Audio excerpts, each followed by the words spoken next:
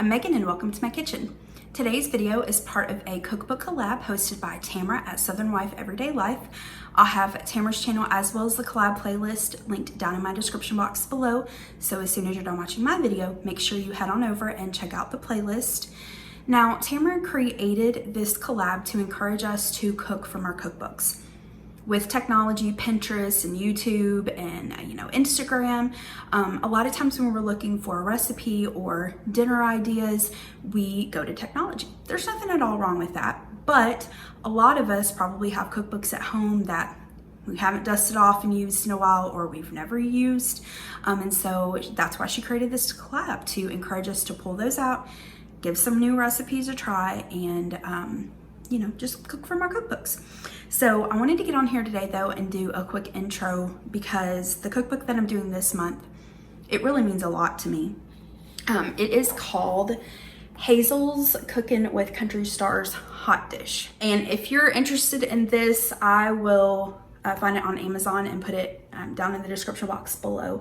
And Miss Hazel Smith, by the way, she passed away a few years ago, I believe, but she was just a big country music personality, had, I think, a radio show and all kinds of things. And what's cool about this cookbook is, so, I don't know if you can see here, but she does it by artists. So you've got like the Oak Ridge Boys and Martina McBride and Garth Brooks and just pretty much every huge country singer, well, 20 years ago anyway, in here. And she tells a little bit like about her memories or her interactions with that star. And then if it's a family recipe, a lot of times they'll explain like the family recipe. But there's, appetizers, salads, soups, entrees, side dishes, breads, and desserts. So the recipes I chose today is the hot tamale pie from Mr. Andy Griggs. And then I chose, of course, we have to do something from the king. So I chose George Strait's Spanish rice. I thought that would go well with that. And then my little book marker fell out, but I'm gonna try Leanne Womack's brownies. So we'll give those a whirl. All right, let's get into these recipes. First up, I'm making hot tamale pie. This recipe was submitted by Andy Griggs. Now, when the cookbook came out, Andy Griggs had only been out for a couple years, I think, so he wasn't as well known as many of the other artists in the cookbook, but this just looked really good to me. So here are the ingredients that the recipe calls for.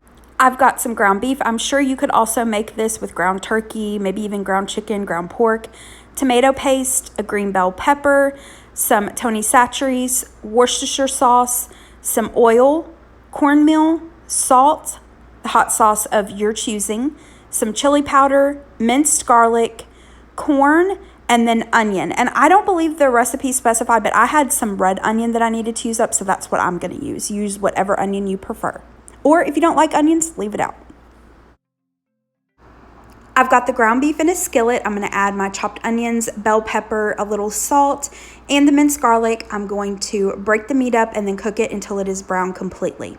Now, a couple quick notes. One, I know that this can be frustrating as a viewer, but because I am cooking from this cookbook, I do not own the rights. There are copyright laws. And so unless I can find these recipes already published online, I can't type them out in the description box below. Now, again, I know that's frustrating, but remember, the purpose of this collab is to encourage you to cook from your own cookbooks. I did find this cookbook, like I said, on Amazon. I also was able to find it on eBay and a couple other used bookstore sites. So I'll have that link down below. I was able to find the other two recipes from today's video, so I'll link those down below. They were already published online, but for this one, I could not find it. I will link a similar recipe down in the description box below for you. And then, obviously there's different seasonings, but you can see what I'm using and use those seasonings and adjust them to your taste. And then the other quick note, I did have the recipe. Once my meat was browned, I moved ahead and added the remaining ingredients. Now, at this point, you may need to drain the fat off of your meat. If you do, save a tablespoon or two for the cornbread topping. I didn't have any extra fat, though. I was using pretty lean ground beef. So I added in the tomato paste, the Tony Chachere's, a few dashes of Worcestershire sauce, a couple dashes of hot sauce, the chili powder, salt, and corn. I stirred that together, stirred in the water, and then the recipe said to simmer this for an hour. I went ahead and did it for this recipe, but to be honest with you, I don't really know that that's necessary. Honestly, I would think in maybe 15 to 30 minutes, it would be just fine. Obviously, the longer it simmers, it's kind of like chili, the better it's going to be. But for a quick weeknight meal, you could really simmer it for 15 or 20 minutes, like I said. Here's what mine looked like when it was done. Give it a taste, adjust the seasonings to your taste. Now, the recipe did not call for this at all, but I had a half a bag of drained black beans in my fridge that I wanted to use up, so I went ahead and added those in. So what I've done next is I added that mixture to a Griggs casserole dish. You could also put this into a cast iron skillet or a baking dish, and then I'm going to make the cornbread topping that goes on top. To my bowl, I'm going to add in the cornmeal, the cold water, and then the recipe said to add the oil that we reserved from cooking the meat. Like I said, I didn't have any, but I did have some bacon grease, so I added that. And then we're going to season that with some Tony's, Worcestershire sauce, and Tabasco, and then mix that until it's really well combined. Now, I ventured off the recipe just a little bit because the recipe said cook 20 minutes and combine with meat mixture. I wasn't really sure how to cook it. I wasn't sure, okay, do I cook this over the stove? Do I cook it in the microwave? Do I cook it in the oven? I had no idea. So I just poured it on top of the meat mixture and hoped for the best. So I'm doing that now. I'm going to add that and then place this into an oven that was preheated at 350 degrees. Now, I ventured off the recipe a little bit as well here. The recipe said to cook this for 2 hours. And I'm sorry, Mr. Griggs, but I could not imagine cooking this for 2 hours. So I cooked it for 1 hour or until the cornbread was done all the way. So baked this, pulled it out I pulled it out after 30 minutes, tested it again at 45 minutes and again at an hour, and it was done. So once it was done, I added a little bit of shredded cheese on top and placed it back in for just a couple minutes to allow that cheese to melt. And then I did allow it to sit for about 10 to 15 minutes before I served it up. And here is my plate. Now, really, you could serve this up however you like. I decided to add some fresh chopped cilantro, green onions, and then I drizzled some of the cacique cilantro lime sour cream over it. This was delicious. My husband and I really enjoyed this. We had it for leftovers. They warmed up just fine. Now, I will say, though, that just eating it by itself before I added the sour cream and we stirred everything together, I did feel like the cornbread topping was a little on the dry side. Now, that could very well be because I was supposed to cook the cornbread mixture and I did not. But it also could be that when I was trying to find a recipe similar to this to link for you all, I noticed in a lot of the other recipes I saw for tamale pies that the cornbread topping called for an egg, and this recipe did not. So I will definitely make this again. We really liked it. It was good. It was hearty. It was really comforting and be perfect for the upcoming fall and winter weather. But next time I make it, I'll try an egg in the cornbread mixture, and I think that will be perfect. Next, I made the Spanish rice that was submitted by George Strait. Now, I really like him. He seems like such a nice guy. He's very talented. I love his music. And you never hear any of the crazy celebrity drama with him.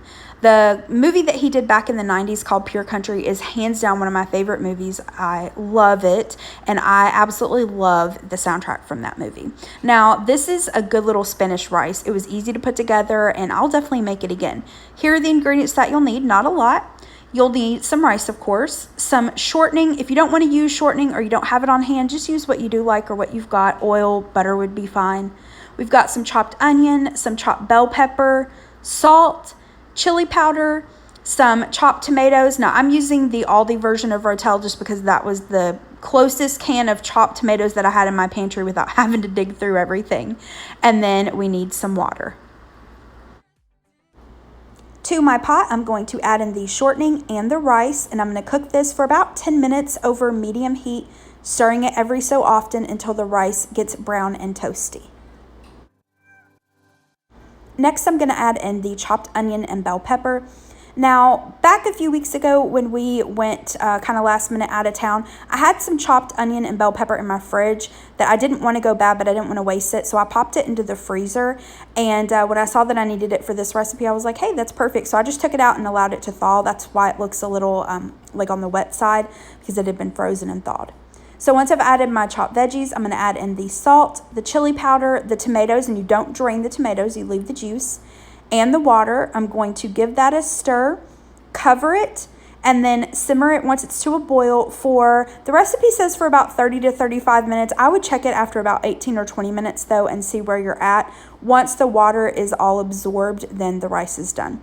Once it was done, I allowed it to sit off the heat, covered for about 5 minutes, and then I fluffed it with a fork. To serve it, all I did was add just a little bit of chopped cilantro, not a lot, and that was it. This made a perfect side dish for our dinner. Like I said, quick, easy little Spanish rice. Last but not least, I made brownies submitted by Leanne Womack. Again, fan of hers, love her music. These brownies were really good. They were super rich. So if you like really rich brownies, these will be right up your alley. Here are the ingredients that you'll need. And a quick note, I did have the recipe, and remember the recipe for the Spanish rice and this will be linked down in the description box below. So we've got butter, cocoa, eggs, sugar, all-purpose flour, salt, vanilla, and then chocolate chips and chopped pecans are optional. I prefer walnuts instead of pecans, so that's what I decided to use. But again, the chocolate chips and pecans, you don't have to add them. I've got the oven preheating to 350 degrees. The recipe starts by saying to melt the butter and then dissolve the cocoa in the butter. It didn't specify whether to do that in the microwave or on top of the stove. I decided to do it in the microwave just to make it easy. So I put the butter in the bowl, placed a paper towel over it just so the butter didn't splatter everywhere. I popped it into the microwave for maybe 45 seconds or so and then carefully removed it. I'm adding in the cocoa, whisking it until it's dissolved, and then I'm going to set that aside. To a separate bowl, I'm going to add in my eggs and then beat them a little bit. Then I'm going to add my sugar and then beat the eggs and sugar together until they are light and fluffy. Now you could of course do this with a stand mixer or hand mixer, but I was going for less dishes this night, so I decided to just do it with my hand and a good old-fashioned whisk. Once the eggs and sugar are light and fluffy, we're going to add in the flour, salt, and vanilla. Now, when I make brownies, I've always been told, just like with muffins and most cake batters, to try not to overwork them, especially like if you're making biscuits. So just, mix it until it's combined really well, but try not to beat it to death. Now we're going to add in the cocoa and the butter. And then if you're using the chocolate chips and the chopped nuts, you can add them at this point. If you're not, just skip it. And again, as soon as it is combined really well, I am going to place it into a greased and floured cake pan. Now, the recipe calls for a metal 9x13. I have the recipe, but I did not have a metal like 8x8 or 9x9. I would have preferred that, but I used what I had. And so I'm going to bake this for about 30 minutes until a toothpick inserted comes out. Now, if you want them a little more on the fudgy side, your toothpick will come out with still a little bit of crumbs to it. It'll be a little bit wet. If you want more like cake-like brownies, you'll need to cook it for maybe another 10 minutes or so, and you'll treat it like a cake. So when the toothpick comes out, it would come out completely clean. Now, with brownies, they cut better the longer that they set, which I know can be really hard, especially when you smell them. You want to immediately cut into them, but let them cool completely, and then you can cut them up. These were really delicious, just as is. Like I said, they were really rich, but we made them even more decadent and added a scoop of vanilla ice cream and rewarmed them. All right, that is it for today's video. Thank you so much for watching. Make sure that you check out the collab playlist. Again, it'll be linked down below, and I hope that you have a great rest of the day. Thanks so much for watching. Bye-bye.